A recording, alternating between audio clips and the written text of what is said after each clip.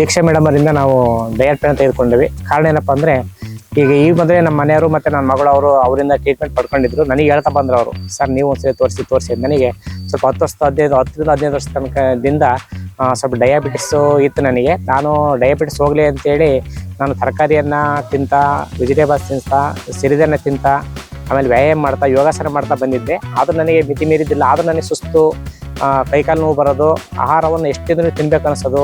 ಆಗ ನಮ್ಮ ಮನೆಯವರು ಮತ್ತು ನಮ್ಮ ಮಗ ಸಜೆಷನ್ ಮಾಡಿದೆ, ಏನಪ್ಪ ಅಂದರೆ ನೀನು ಒಂದ್ಸರಿ ಡಯಟ್ ಪ್ಲಾನ್ ತೆಗೆದುಕೊಂಡ್ರೆ ಅನುಕೂಲ ಆಗುತ್ತೆ ಅಂದರು. ಆ ಉದ್ದೇಶದಿಂದ ನಾನು ಮೇಡಮ್ ಅವ್ರು ಮೀಟ್ ಮಾಡಿದಾಗ ಗುಳಿಗೆ ನುಂಗಿದ್ರು ಸಹ 200-250 260 ಬರೋದು ನನಗೆ ಶುಗರ್ ಲೆವೆಲ್ಲು. ಅನಂತರ 1 ತಿಂಗಳು ತೆಗೆದುಕೊಂಡು ನೋಡಿದೆ, ನನಗೆ ನಾರ್ಮಲ್ ಬಂತು. ಅವರು ಫುಡ್ಡನ್ನು ಒಳ್ಳೆ ಚಾರ್ಟ್ ಮಾಡಿ ಕೊಟ್ಟಿದ್ದಾರೆ. ಹಣ್ಣು, ತರಕಾರಿ ಮತ್ತು ಸಿರಿಧಾನ್ಯಗಳು ಮತ್ತು ದ್ವಿದಳ ಧಾನ್ಯಗಳು ತಿನ್ನೋಕೆ ಕೊಟ್ಟಿದ್ದಾರೆ. ಅನಂತರ ನಾನು ಮೊದಲಷ್ಟು ವಾಕ್ ಮಾಡ್ತಾಯಿಲ್ಲ, ಅಷ್ಟು ವ್ಯಾಯಾಮ ಮಾಡ್ತಾಯಿಲ್ಲ. ಆದರೂ ನನಗೆ ಡಯಟ್ ಪ್ಲಾನಿಂದ ನನಗೆ ತುಂಬ ಅನುಕೂಲ ಆಗಿದೆ. ನನಗೆ ಸ್ವಲ್ಪ ಕೊಲೆಸ್ಟ್ರಾಲ್ ಸ್ವಲ್ಪ ಕಂಡು ಬಂದಿತ್ತು. ಅವರು ಫುಡ್ ಕೊಟ್ಟ ಮೇಲೆ ಅದು ಅನುಸರಿಸಿದ ಮೇಲೆ ನನಗೆ ಕೊಲೆಸ್ಟ್ರಾಲ್ ಸಹ ಕಡಿಮೆ ಆಗಿದೆ. ನಾನು ಈಗ ಹೆಲ್ತಿಯಾಗಿ ನನಗೆ ಡಯಾಬಿಟಿಸ್ ಇದೆ ಅನಿಸ್ತಾ ಇಲ್ಲ, ಏಕೆಂದರೆ ಆರೋಗ್ಯವಾಗಿದ್ದೀನಿ. ಆಮೇಲೆ ನಂದು ಎಷ್ಟೇ ಊಟ ಮಾಡಿದ್ರು ನಂದು ವೀಕ್ನೆಸ್ ಕಾಣ್ತಿದೆ, ಭಾಳ ವೀಕ್ನೆಸ್. ಅದೇನೋ ಊಟ ಏನಪ್ಪ ಇಷ್ಟಕ್ಕಂತ ಹೇಳ್ಗದಿ ಅಂತ ಹೇಳೋರು ಎಲ್ಲರೂ. ಅದು ನನಗೆ ಮೇಡಮ್ ಹತ್ರ ಬಂದಮೇಲೆ ನಂದು ಬಾಡಿ ಒಂಥರ ಇಂಪ್ರೂವ್ಮೆಂಟ್ ಆಗಿದೆ. ನನಗೆ ಸುಸ್ತಾಗಲ್ಲ, ಕೆಲಸವನ್ನು ಸರಾಗವಾಗಿ ನಾನು ಮಾಡ್ಕೊಂಡು ಹೋಗ್ತೀನಿ, ನಗ್ನಗ್ತಾ ಇರ್ತೀನಿ. ನಿದ್ದೆ ಚೆನ್ನಾಗಿ ಬರ್ತಾನೆ ನನಗೆ, ಯಾವುದೇ ರೀತಿಯಾದ ತೊಂದರೆ ಇಲ್ಲ. ಕೈಕಾಲು ನೋವು ಮಾತ್ರ ಭಾಳ ಬರೋದು, ಅವಾಗ ಎಷ್ಟೇ ಇದು ಮಾಡಿದ್ರು ಕೈಕಾಲು ನೋವು ಬರೋದು. ಈಗ ಯಾವುದೇ ರೀತಿಯ ತೊಂದರೆ ಇಲ್ಲ. ಮೇಡಮ್ ಹತ್ರ ಟ್ರೀಟ್ಮೆಂಟ್ ತೆಗೆದುಕೊಂಡ್ರೆ, ಫುಡ್ ಚಾರ್ಟ್ ತೆಗೆದುಕೊಂಡ್ರೆ ಎಲ್ಲರಿಗೂ ಸಹ ಅನುಕೂಲ ಆಗುತ್ತೆ ಅಂತ ಹೇಳಿ ನಾವು ಭಾವಿಸ್ತಾ, ಈ ಡಯಾಬಿಟಿಸ್ ಇರೋದ್ರಿಂದ ಅದೇನಾಗುತ್ತೆ, ಅನೇಕ ಹೃದಯ ರೋಗ ಇರ್ಬೋದು, ಕಿಡ್ನಿ ಪ್ರಾಬ್ಲಮ್ ಇರ್ಬೋದು, ಅಥವಾ ಕಣ್ಣು ತೊಂದರೆ ಇರ್ಬೋದು, ಅವೆಲ್ಲ ಬರ್ಬೋದು. ಅದಕ್ಕೋಸ್ಕರ ನಾವು ಟ್ಯಾಬ್ಲೆಟ್ಸ್ ಅನ್ನೋಕ್ಕಿಂತ ನಾವು ಆಹಾರನೇ ಔಷಧಿ ಅಂತ ತೆಗೆದುಕೊಂಡ್ರೆ ನಮಗೆ ಆರೋಗ್ಯ ಸುಧಾರಣೆಯಾಗಿ ನಾವು ಅತಿ ಸಂತೋಷವಾಗಿ ನಾವು ಹೆಲ್ತಿಯಾಗಿರ್ಬೋದು ಅಂತ ನನ್ನ ಅನಿಸಿಕೆ ಪ್ರಕಾರ.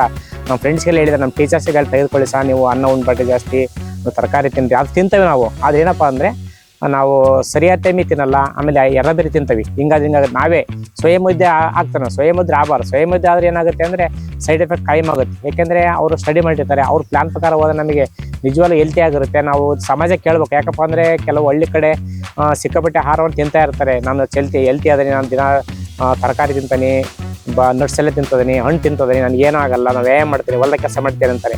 ಆದರೆ ಅದು ಎಫೆಕ್ಟ್ ಆದಮೇಲೆ ನಮ್ಗೆ ಏನೋ ಗೊತ್ತಾಗುತ್ತೆ, ನಾನು ಈ ರೀತಿ ಮಾಡಬಾರ್ದಾಗಿತ್ತು ಅಂತ. ಅದಕ್ಕೊಬ್ಬ ಸಜೆಷನ್ ಬೇಕು.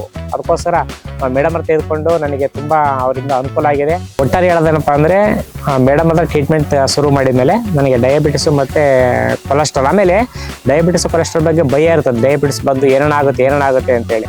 ಆದರೆ ಅವ್ರು ಅಲ್ಲಿಂದ ತೆಗೆದುಕೊಂಡ್ಮೇಲೆ ಯಾವುದೇ ರೀತಿಯಾಗಿರ್ತಕ್ಕಂತಹ ಭಯ ಇಲ್ಲ. ನಾವೇನಾಗುತ್ತೆ ಅಂದರೆ ಗುಳಿಗೆಲ್ಲ ನಾವು ಜೀವನ ಮಾಡ್ಬೋದು. ಯಾಕಪ್ಪ, ನಮ್ಮ ಅಜ್ಞಾನದಿಂದ ಏನು ಮಾಡ್ತಾನೆ ನಾವು, ನನಗೆ ನಾವು ಭಾಳ ಬುಕ್ಸ್ ತೆಗೆದಿದ್ದು, ನಾನು ಬುಕ್ಸನ್ನು ಸಿಕ್ಕಾಪಟ್ಟೆ ಓದ್ತಾ ಇದ್ದೆ. ಯಾಕೆಂದರೆ ಅದ್ರ ಬಗ್ಗೆ ತಿಳ್ಕೊಂಡು ಮಾಡೋಣ ಅಂತೇಳಿ. ಆದರೂ ಬುಕ್ಸ್ ಓದಿ ತಿಳ್ಕೊಂಡಾಗ ಫಾಲೋ ಸ್ವಲ್ಪ ಹೆಚ್ಚು ಕಡಿಮೆ ಆಗೋದು, ವ್ಯತ್ಯಾಸ ಆಗೋದು, ಭಯ ಆಗೋದು. ಅದಕ್ಕೋಸ್ಕರ ಮೇಡಮ್ ಹತ್ರ ಬಂದು ಒಟ್ಟಾರೆ ಹೇಳ್ಬೇಕಂದ್ರೆ, ಮೇಡಮ್ ಅವ್ರು ನನಗೆ ತುಂಬ ಸಜೆಷನ್ ಕೊಡ್ತಾ, ಅವ್ರು ಡಯಟನ್ನು ಫಾಲೋ ಮಾಡಿ 4ನೇ ತಿಂಗಳು ನಾನು ಫಾಲೋ ಮಾಡ್ತಾ ಇರೋದ್ರಿಂದ ಅವ್ರು ನನಗೆ ಒಳ್ಳೆಯ ಸಜೆಷನ್ ನೀಡಿ ಒಳ್ಳೆಯ ಮಾರ್ಗದರ್ಶಕರಾಗಿದ್ದಾರೆ. ಅವರಿಗೆ ನಮ್ಮ ಫ್ಯಾಮಿಲಿ ವತಿಯಿಂದ ಧನ್ಯವಾದಗಳನ್ನ ಅರ್ಪಿಸಲಿಕ್ಕೆ ಇಷ್ಟಪಡ್ತೀನಿ.